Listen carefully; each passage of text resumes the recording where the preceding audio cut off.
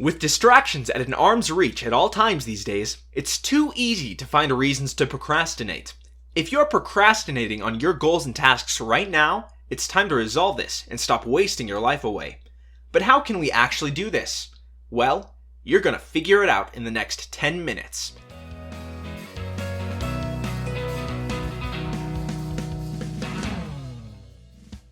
Hello everyone, welcome back to Crystal Clouds. Today we want to share with you a step-by-step guide that you can easily follow whenever you find yourself procrastinating. For the purpose of this video, you can find timestamps in the progress bar below. So without any further ado, let's get right into the video. Find a convenient place to study. We all know the tedious experience of studying in a room full of distractions. It not only gets you to procrastinate, but also makes it difficult to concentrate on a certain task. Your study space should feel comfortable and convenient in order to study effectively without getting distracted. But how do you find the perfect place to study? Well, there's no single study space that's effective for everyone. If you're someone who hates sitting at a table in the library, it's better to find somewhere more pleasant and comfortable. It can be a designated study space at your home, a cafe, or even your home garden. Whatever the place is, there are a few key factors that you should keep in mind. The first thing is, the place should not be too comfortable that you risk falling asleep. Let me explain. Most people choose their bed as a study space because it's comfortable. I mean, yeah, it's comfortable, but you don't want to fall asleep in the middle of your study session, right? So never choose something like a bed as your study space. The second thing I want to mention is that you should make sure the study space receives enough light.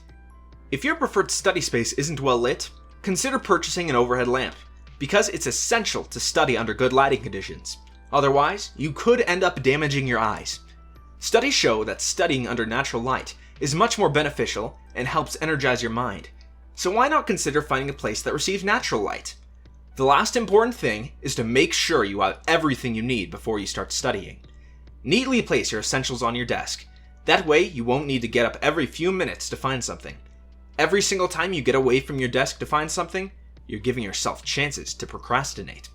What's your favorite place to study? Let us know in the comments down below. Eliminate all distractions. So now that you've chosen the perfect study space, the next thing to do is remove all the distractions that help you procrastinate. These distractions could come in many forms. They can be either internal or external.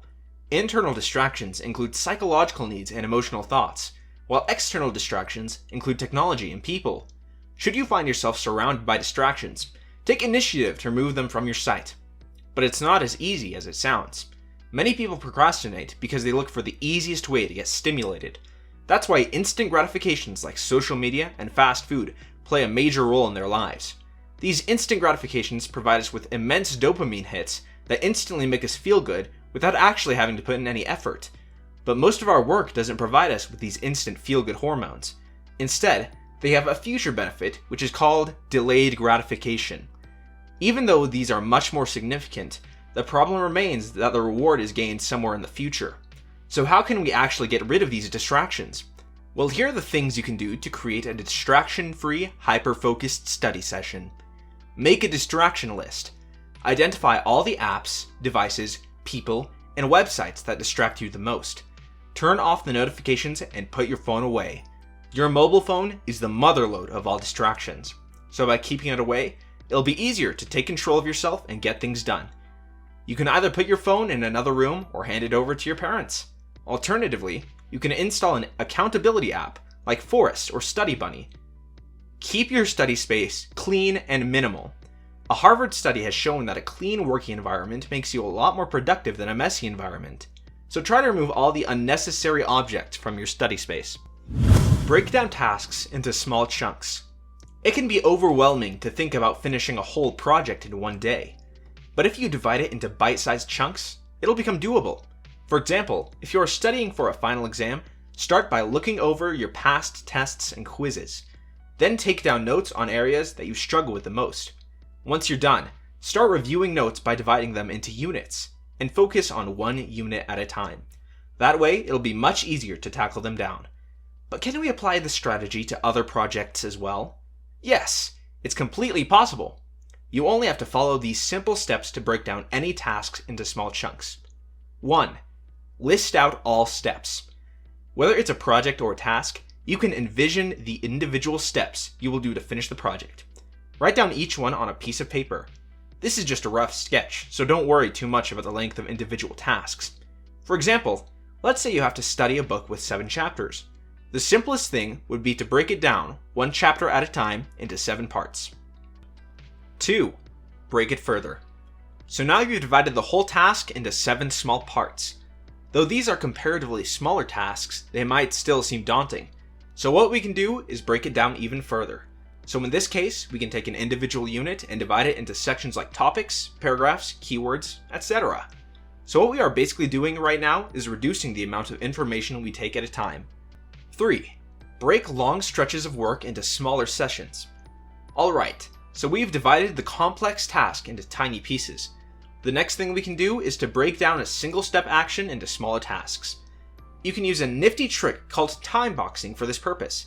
Time boxing is basically adding an artificial time limit to a task, meaning we assume that a certain task is going to need X amount of time. In our case, we can assume it's going to take 3 hours to study the first unit. Then we can create 3 identical tasks to make it even simpler. Once you're done, you will start a timer for 1 hour and check off the task when the timer is up. If you need longer to complete the task, make more time-boxed tasks. If you finish sooner, remove the extra tasks. You can also give yourself rewards after completing each task to make it more enjoyable. Use active study techniques. Most students are used to passive study methods like highlighting, summarizing, and rereading notes.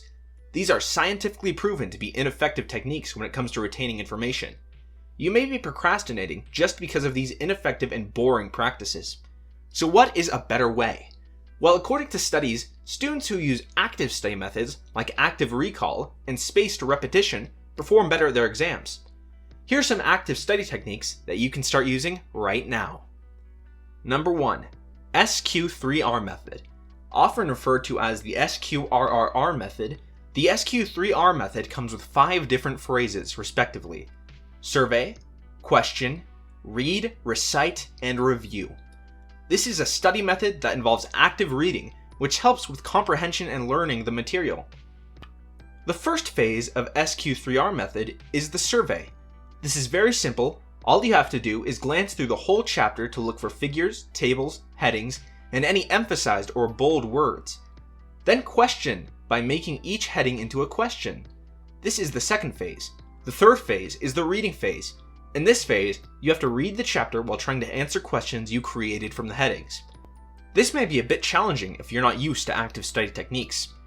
After reading the chapter, you can recite answers to the questions verbally and any important information you remember from the studied chapter. With that comes the final and the most important phase, which is the review phase. Now it's time to review the chapter to make sure that you've successfully absorbed the information. 2. Making flashcards. Flashcards can be a game changer if used properly. This is a funny way to memorize things. Most people use flashcards to memorize hard to retain facts, keywords, etc. But you have to have a basic knowledge of how to make flashcards and use them efficiently. Like all other active study techniques, this would take a decent amount of work and consistency. So let's look at some ways that you can make flashcards for yourself. You have 2 options to choose from when it comes to making flashcards. You can either make handmade flashcards or digital flashcards. Handmade flashcards would consume significantly more time compared to digital flashcards. But to make things a little easier, you can purchase them from Amazon or any other online store for a few bucks. But on the other hand, digital flashcards are free to use and you can use them anywhere, anytime, on any device. Regardless of the method you've chosen, the process would be the same.